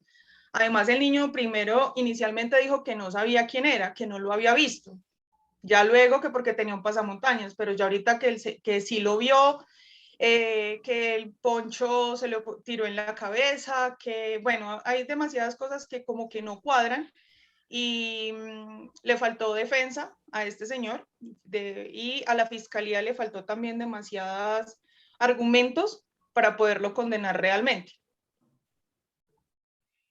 Más allá de duda razonable, tiene que emitirse una sentencia de carácter condenatorio. Tú estás connotando algo que les he hablado. Hechos indicadores y hechos jurídicamente relevantes. Y si analizan bien ese caso, es un caso de netamente hechos indicadores. Gracias, Mónica. Conrad, ¿qué hubo? Profesor, ¿me escuchas? Profe, ¿cómo está? Bien, ¿cómo estás? ¿Todo bien? Bueno, sí, bien, profe, yo soy del grupo de Mónica, obviamente debatimos mucho, pero me llamó mucho la atención un caso en especial. Uno, porque decían que sí le habían hecho las pruebas al perro, pero que las pruebas no habían tenido resultado. Yo manejo bulldog francés y yo practico lo que es la inseminación en los machos que nosotros pues manejamos. Entonces realmente yo les decía a ellos, los perros no funcionamos como nosotros los hombres. O sea, puede sonar muy vulgar, pero uno pues como hombre se va bajándose los calzoncillos se viene. Los perros no. O sea, realmente era muy difícil decir, era lo que yo les decía, que es que no, el perro lo tocaban en cierta parte y se estimula. Es totalmente real. O sea, yo cojo mi perro solo mostrándole la caja de inseminación, él ya sabe qué va a pasar. Y él se parquea y él ya sabe qué va a suceder. O sea, no es que entrenaron un perro para eso. O sea, para mí el perro genéticamente viene estructurado así. Si yo tengo un semental, o sea, yo cojo a mi perro, saco la caja de inseminación, me pongo un guante y el perro ya sabe qué va a suceder. Te interrumpo. Entonces, el Código Penal trae, o Código de Procedimiento, mejor diré, trae las especialidades descritas para hablar de temas probatorios y por eso hablamos de los peritajes. Y dice que es perito. ¿Y quién es perito? Tú eres un perito. Tú eres un perito que podría haber llegado a hablar de esa circunstancia ya en juicio para generar una duda razonable. Pero ¿cuál es el escenario? Fíjense, doctores, que el que estaba siendo judicializado no tenía plata. sí, es real. ¿Cómo iba a llevar peritajes? La Defensoría Pública tiene para peritajes, no lo va a hacer. No lo va a hacer. No lo va a hacer. Bueno, vamos a ver. Pero por ese lado hay circunstancias que podrían haber demostrado desde otro punto de vista. Lo único que sabemos es que nos quedó un sinsabor gigante de responsabilidad. ¿Listo? Gracias. Germán, ¿qué hubo? Doctor, buenas noches. ¿Cómo estás? Sí, claro, hay dudas sí hay. Bien, gracias. Dudas hay muchas, pero también hay que ver otras situaciones que dieron pues todos los indicios a la juez para dictar la sentencia que dictó, ¿no? Y de pronto pudo haber falta de plata para las pruebas de la defensa y eso, pero de todas maneras también hay otras situaciones que hay que ver en ese caso, ¿no? Que sí, en primera instancia el menor de edad habló de situaciones de gorros, de pasamontañas y eso, pero pues se demostró que que muchas veces los niños en ese tipo de situaciones pues se sienten amedrentados y hasta que no sienten la seguridad de alguien que de verdad les dé esa seguridad, pues no van a hablar. Pasa hoy. ¿Y qué tal estuviese siendo amedrentado por el verdadero responsable? También, claro, se puede dar. ¿Sí? Pero después de las situaciones que presentan en este caso, pues tampoco uno, es que esa es la cuestión con los menores de edad, que muchos desacreditan las versiones de un menor de edad. Y si el menor de edad dio nombres y ya posteriormente estableció que sí había sido el señor con nombre propio y con lo del perro. Y es que otras situaciones también, lo del peritalgo que usted dice, doctor, hay unos peritos de la Universidad Nacional, expertos en veterinaria, que determinaron lo que determinaron, ¿no? Y muchas cosas, entre esas del abotonamiento que le causó la lesión mayor, que fue uno de los agravantes que le aumentó la pena a este señor. Entonces, sí, como hay dudas por un lado, pues también hay dudas por el otro. Y yo creo que una juez, pues con el conocimiento que tiene, pues para que haya dado sentencias, porque vio que sí, efectivamente ocurrió el hecho y que lo hizo el señor, el imputado como tal. Hay otra situación también que hay que poner como pongamos el antecedente, que desgraciadamente eso fue en Chiquinquirá, y si aquí en Bogotá no tenemos los grupos investigativos para muchas veces, que acá están casi todos los medios para investigar un caso, imagínense por allá en Chiquinquirá, y hasta lo decía la abogada defensora, ¿no? Que la investigadora del CTI parecía la Mujer Maravilla, había dado dictamen de una cosa de la otra. Entonces, como lo que decía usted, doctor, si no es un caso mediático que le dan medios de comunicación, pues desgraciadamente aquí en Colombia pues no le paran bolas a este tipo de casos y le dan la importancia que deben tener. Muchas veces porque pues no contamos con los medios, ¿no? Y que desgraciadamente en una investigación de un municipio, pues en realidad son muy pocos los investigadores y tienen que aplicar y hacer modelo prácticamente en 1 o 2 unidades, ¿no? Perfecto. Digamos que esa deficiencia sí se presenta. Por más que queramos, pues hay una gran cohesión judicial, pero a veces nos desgastamos en una idea y tenemos que zanjarla sobre ese particular y ahí sí desgastamos todos los medios necesarios para demostrar a las malas lo que no es cierto y lo que no sucede. Sin embargo, hermano, yo te invito a que mires muy bien las sentencias de hechos jurídicamente relevantes y hechos indicadores.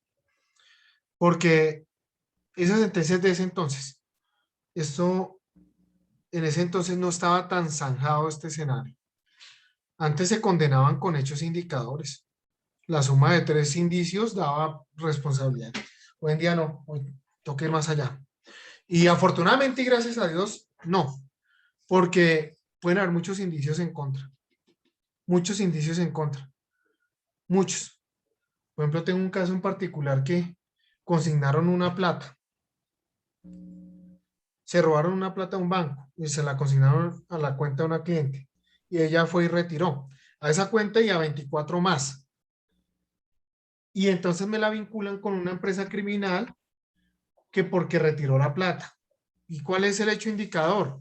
El hecho indicador es que se consignaron la plata a la cuenta. Y el otro hecho indicador es que ella retiró la plata de la cuenta.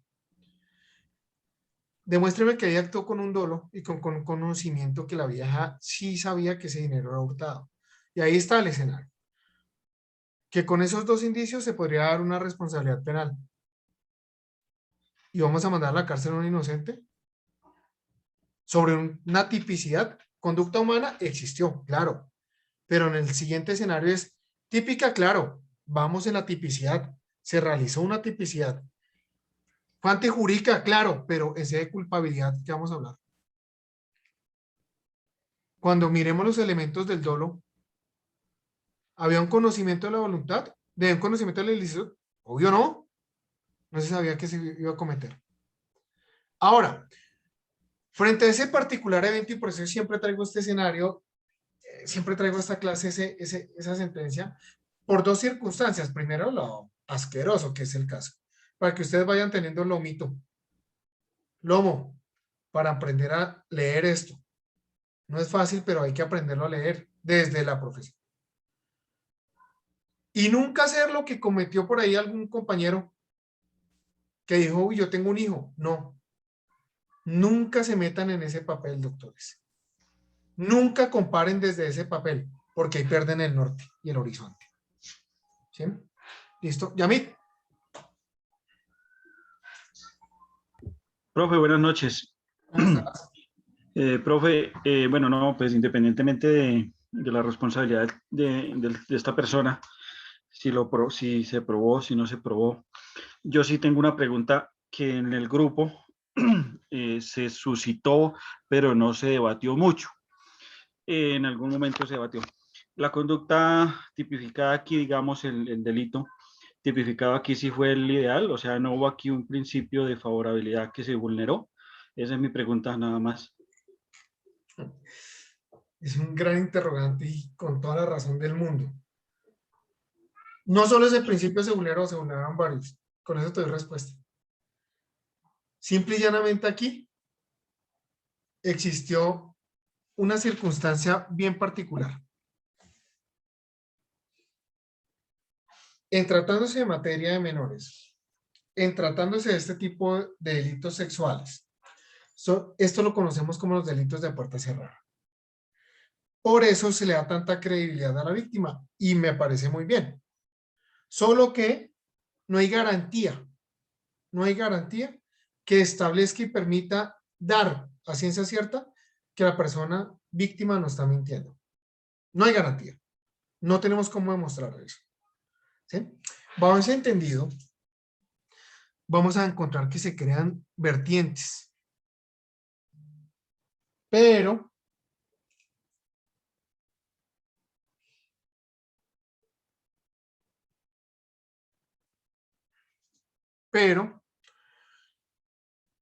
cuando ustedes observan con detenimiento, el acceder a una persona no es solo con el miembro viril o con parte del cuerpo. Si eso fuera así con el miembro viril, las mujeres no podrían acceder a los hombres, por ejemplo. Y lo pueden hacer. ¿Sí? Para eso están las extremidades. Pero además, cualquier otro instrumento que se use con la finalidad de obtener, y muy importante con ello, un beneficio libidinoso, es decir, un gusto por lo que se está haciendo. ¿Sí?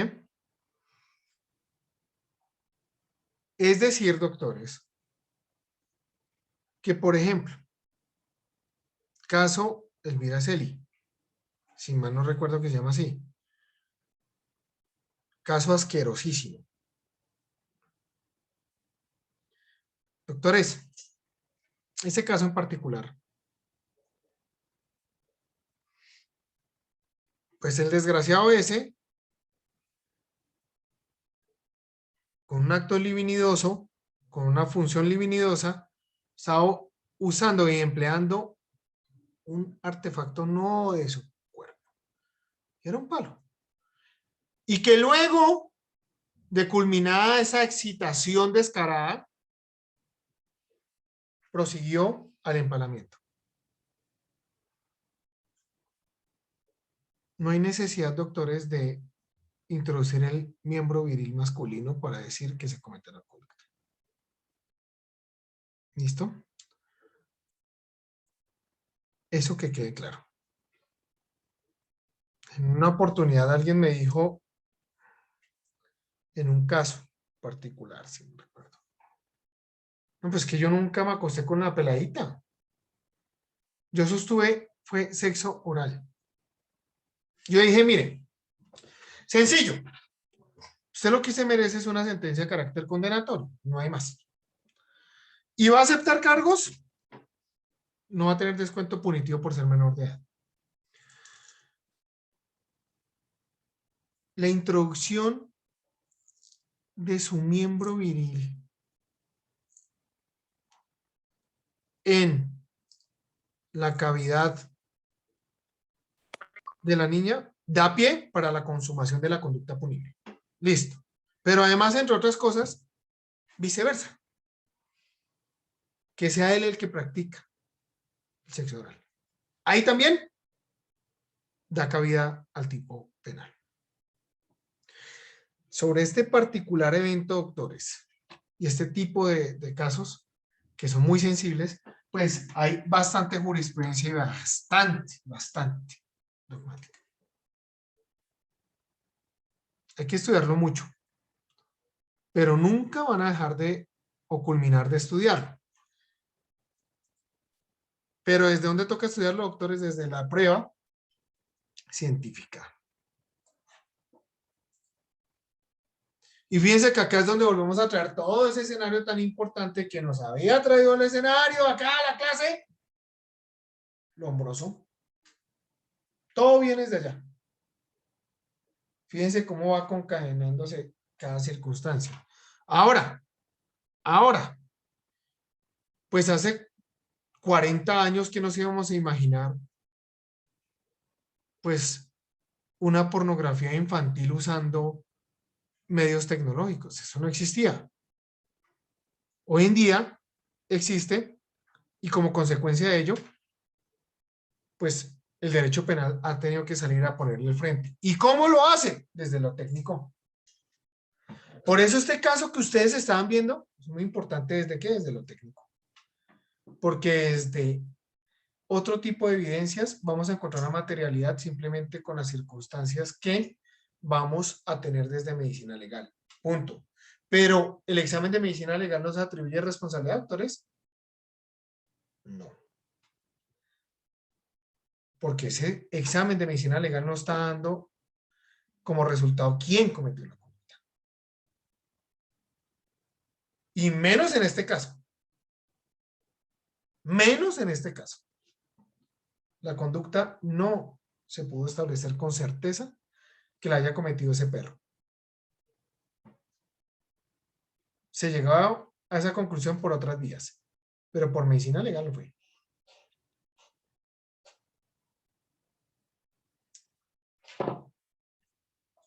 Doctor Miguel, creo que Miguel Castillo. Sí, doctor, buenas noches. ¿Cómo estás?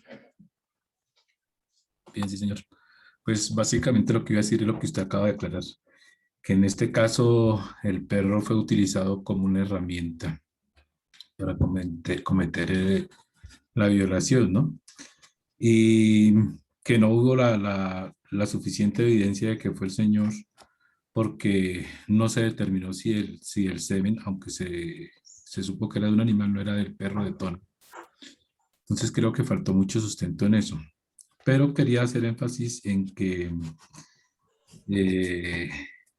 en este caso en particular, creo que influyó mucho el sentimentalismo. En este tipo de casos tan aberrantes como el de Elvira, como el de este niño que no los conocía y son muy fuertes, que para uno mismo son fuertísimos. Creo que no hay persona que pueda como fallar en derecho, porque hay una influencia muy grande del público, digamos, de los medios. Y la presión es gigante. Sí. Entonces, desde lo humano, exacto, desde lo profesional, desde lo social, desde todo. Se pueden cometer muchísimos errores por el solo hecho, porque no se puede pensar con claridad, pensaría yo, ¿no? Por eso les digo, siempre sepárense y mírenlo desde lo profesional. Sí, claro, eso lo acaba de decir, pero digo que más o menos iba a decir lo mismo. Y el énfasis de que el perro fue una herramienta realmente con la que se accedió carnalmente. Instrumentalizado.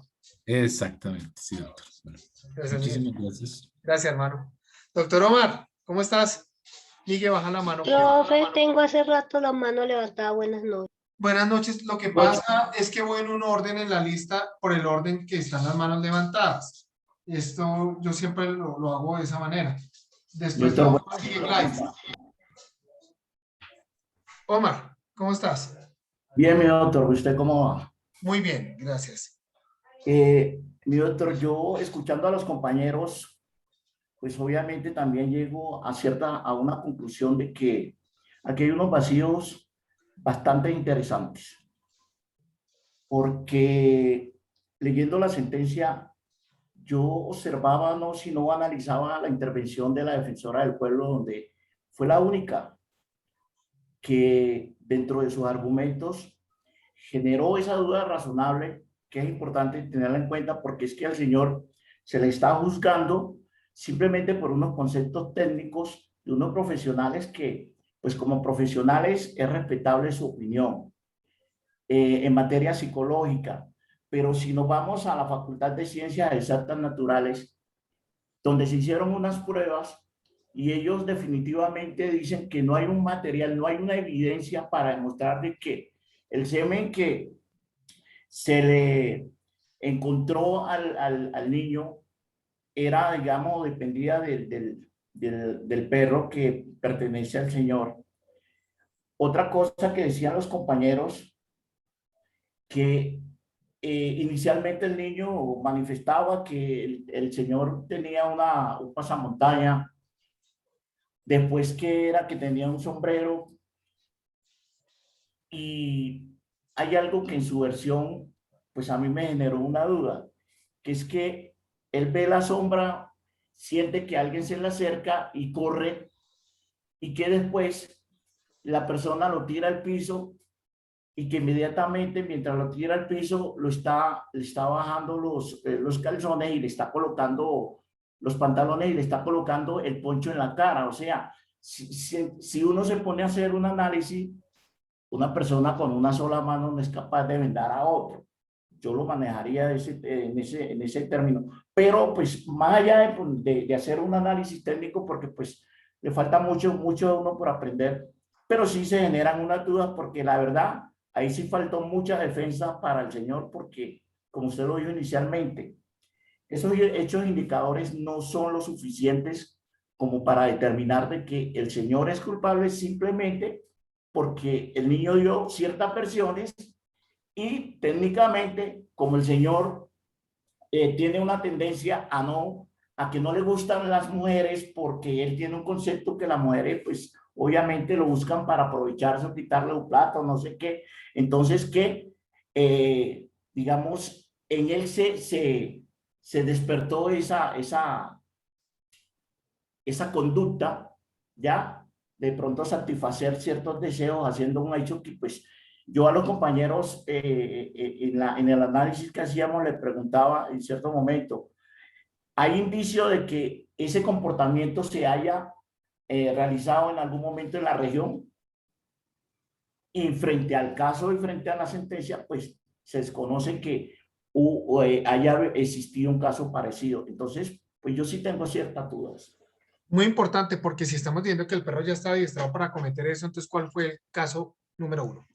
No hay. Ojo, doctores, y les tiro otra. En el sistema penal, las pruebas técnicas son pruebas de referencia, no son pruebas directas. Porque vuelvo y repito, una persona, ustedes sufren un accidente de tránsito, llegan a medicina legal a que los valoren, usted cuenta qué fue lo que sucedió, pero eso no le consta al médico que los está atendiendo, ¿cierto? Él está valorando es simplemente con el relato que tiene y con lo que está evidenciando físicamente en ese instante. Son pruebas de referencia. Y resulta que en el sistema penal, vuelvo y repito, no se puede condenar solo con pruebas de referencia. ¿Por qué? Porque no es una prueba que obedece a hecho jurídicamente relevante. ¿Listo? Gracias, Omar. Doctora Gladys. Muy buenas noches. Doctor, buenas noches. ¿Cómo Entonces, estás? yo tengo dos preguntas por hacer. Una, si el niño hubiese muerto y no hubiese alcanzado a contar los hechos que había pasado ahí. Y dos, después de haber pasado esta situación, ¿qué se sentenció al agresor? Bueno, en este caso. ¿Qué quieres que te prepare? ¿Ha vuelto a pasar algo parecido alrededor de ese sitio o cerca o alrededor de ese sitio donde sucedieron los hechos? Bueno, las dos respuestas me queda como un poco dártelas, pero vamos a tratar. Lo primero, en el entendido, si hubiese fallecido el niño, pues no se hubiese podido llegar a condenar. Porque fíjense que acá se llegó fue por la versión del niño. Se empezó a individualizar y se empezó a perfilar al agresor, fue desde la versión del niño. Y luego la del CAN, porque iba maniatado la individualización del sujeto activo con su instrumento, el CAN. Entonces no se hubiese podido judicializar, no hubiese existido un responsable. Lo curioso, doctores, y que vuelvo y repito, el miembro viril del niño del perro, fue el que supuestamente se introdujo. Doctores, el miembro viril de un can se reviste de la contundencia, firmeza y fortaleza para poder ocasionar ese tipo de lesiones. Se las dejo ahí. Pero entonces, Gladys, otro punto escenario del escenario importante para determinar. En principio, si fallece, pues se responde por el homicidio. ¿Sí? Se responde por el homicidio. No por otra circunstancia derivada. ¿Por qué? Porque acá, y eso es lo que vamos también a tratar de hablar días posteriores, de una teoría que se viene manejando que se llama la imputación objetiva. Y se tiene que imputar objetivamente lo sucedido. Encontrar respuesta a una circunstancia que conocíamos en el derecho como equivalencia a condiciones. Requisito sine qua non. Eso lo vamos a ver un poco más adelante, porque eso lo vendría siendo un tipo penal y no el resto. Listo. Y lo otro, que si yo haya conocido algún otro tipo de caso, no conozco ningún otro caso que haya sucedido por allá por la ciudad. No lo conozco. Entonces no puedo darte esa segunda respuesta, ¿vale? Gracias, Gladys. Doctor Felipe, ¿cómo estás? Doctor, buenas noches. Muy bien, muchas gracias. Bueno, doctor, pues nosotros también pues nos reunimos, incluso nos reunimos 2 días analizando la sentencia, la leímos y la releímos. Pues al principio pues con solo el resumen de, digámoslo como de la sentencia, pues ya existía como la rabia, ¿no? O sea, uno se llena como de rabia, que este desgraciado, ¿cómo le va a hacer esto a este pobre niño, no? Ya después pues analizándola más, pues nos damos cuenta de los vacíos que existen, ¿sí?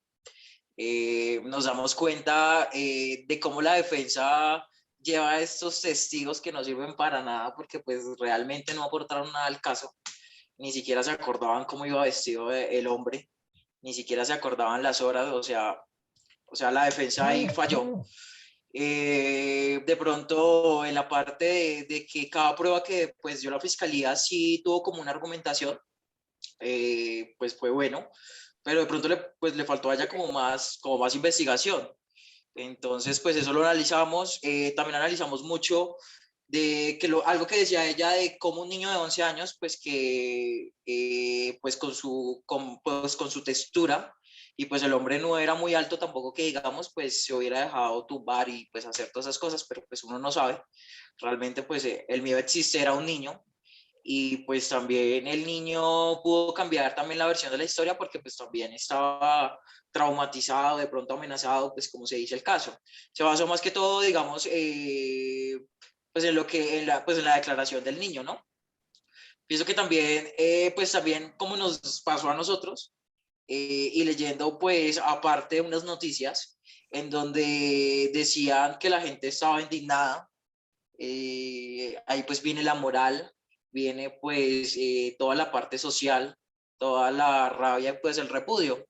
Incluso pues estuvimos pues también leyendo una historia del tiempo que sacó, no sé si pues el profe la haya visto en cuanto pues al caso, y llegamos a lo mismo de lo que hemos venido hablando en todas las clases, como los medios de comunicación agregan cosas, incluso agregaban que la investigación que se había hecho, el hombre era pareja del animal, del perro, que según el estudio psicológico y el estudio que se había hecho con el peritaje, llegaba a decir de que él era la pareja del perro y que él trataba al perro como si fuera en serio su pareja y como si fuera un ser humano. Entonces, pues también analizamos todo eso y pues nada, llegamos a la conclusión de que pues sí hizo mucha falta investigación de la parte de la defensa, pero pues asimismo la fiscalía pues a mi parecer las pruebas que aportó fueron pues muy concisas, fueron muy buenas, los peritajes que hicieron, todo el análisis, digamos, topográfico que hicieron dentro de la escena, pues fue muy chévere y fue algo que pues ayudó y pues que sirvió pues al caso. Entonces, pues ese es mi comentario, profe. Gracias, gracias. Muchachos, vamos rápidamente que ya me están diciendo que tengo que conectarme. Doctora Camila. No, profe, pues digamos que según lo que decían los compañeros del cambio de versiones y demás que sean, pues yo creo que en un caso de abuso sexual con un niño, pues es normal que pase esto, ¿no? Bueno, digamos que es muy común que el niño ni siquiera hable y se enteren del abuso años después, porque pues es una situación que es demasiado traumática y en un estado de shock, pues es normal que la persona confunda rasgos o bueno, pues que la mente como que le juegue una mala pasada. De igual forma, la mayor evidencia era el estado de salud o el dictamen que da medicina legal, en donde pues el niño tiene pues sus órganos pues su sistema destrozado, ¿sí? O sea, eso pues yo creo que es como la evidencia más grande. Y pues en el caso me gustó mucho el peritaje, o sea, leer todas las personas que hacen parte como de esto, los psiquiatras, el médico veterinario, o sea, creo que eso me gustó muchísimo. Entonces, pues, ya, profe. Gracias, Karen. Doctora Martica. Hola, profe, buenas noches. Yo también concuerdo con lo que dice la compañera que acabó de hablar y de hecho hablamos de eso en la sentencia y lo ratifico. ¿Por qué? Porque tengo dos casos conocidos de niños violados que no necesariamente dicen en su momento todo tal cual de la letra, porque siempre el violador dice, no puedes decir nada, le va a pasar algo a tu mamá, le va a pasar algo a tu papá. Entonces un niño como tal no tiene la facilidad de mentir porque sí, en su momento, en el momento del impacto, obviamente, pero sí existieron un psicólogo forense y como quiera independientemente que de golpe ahí están los vacíos de la duda razonable, independientemente de quién violó al niño, fue violado por un animal y encontraron semen en su cuerpo. Entonces, si no existía otra persona que tuviera un perro amarillo, que fuera en esas condiciones, que hubiera podido sujetar al niño y ponerlo en una posición, como decía mi compañero Conrad, de que el perro por instinto inmediatamente va a hacer una penetración, independientemente de que haya sido entrenado el perro o no haya sido entrenado el perro, fue por un animal. No existía nada más en la zona cerca que hubiera dicho, es que hay otro señor en otra casa que tuviera un animal amarillo. Entonces, como quiera, existieron cosas que para la fiscal y para el juez en su momento tuvieron como condenar, que a través del tiempo se tenga que mirar que por dudas razonables, si hubiese podido sacar, hay culpables que salen inocentes por una duda razonable. Y eso existe y lo vamos a ver en todo el proceso. Puede haber un culpable, y en este caso, Diego Cadena pudo haber dado dineros, pero como él tiene todos los recursos económicos, estoy segura que va a salir limpio. ¿Por qué? Porque tiene cómo, pero como el señor no tenía cómo, pero tampoco habían dos perros amarillos, pero tampoco habían dos señores iguales, pues obviamente fue condenado. Y esto es lo que vamos a ver a través del tiempo. Gente inocente en una cárcel y gente culpable afuera. Esto es relativo porque en el derecho penal es quien más tenga pruebas, quien más pueda aportar, pero como quiera, si existió una violación, si existió un niño y si existió una prueba de ADN que dijera que el semen era de un animal. Entonces, todo sobre la duda razonable se puede actuar, pero yo pienso que un niño no tiene por qué mentir. Y de golpe si fue manipulado, de todas maneras existió un médico forense, un psicólogo que lo ayudó. Entonces nosotros nos basamos en eso, que obviamente la pena no fue tampoco bien impuesta, porque le está poniendo 3 cosas cuando tenía que haberle colocado solo acceso carnal violento y aparte se va a 2 artículos más como para endurecer la pena, que tampoco fue lo que se debió haber hecho, y eso lo hablamos en el grupo. Entonces ese es como el resumen de lo que nosotros evaluamos, profe. Perfecto. Muy importante decantar que para temas de responsabilidad y evitar errores judiciales, pues por eso necesitamos prueba certera. Doctores, yo creo que nos toca cerrar ya. Martica, por favor. Continuamos mañana. Mañana los que faltaron por hablar, simplemente vamos a cerrar con un escenario y voy a compartirles unas lecturas para que vayan realizando cuando tengan tiempo para reafinar este esta circunstancia que estamos hablando de la prueba pericial, para mirar cómo la prueba pericial puede llegar a hacerle fuerza a todo lo relacionado con la conducta. Y desde ahí desprender una tipicidad, una antijuricidad. Porque pongamos este escenario, pongamos el escenario que hubiese existido una cámara en este caso. Y esa cámara apuntaba exactamente al lugar de los hechos. Pero en esa cámara se mostraba un señor con pasamontañas. Y un perro similar al del señor. Mañana discutimos sobre ese punto.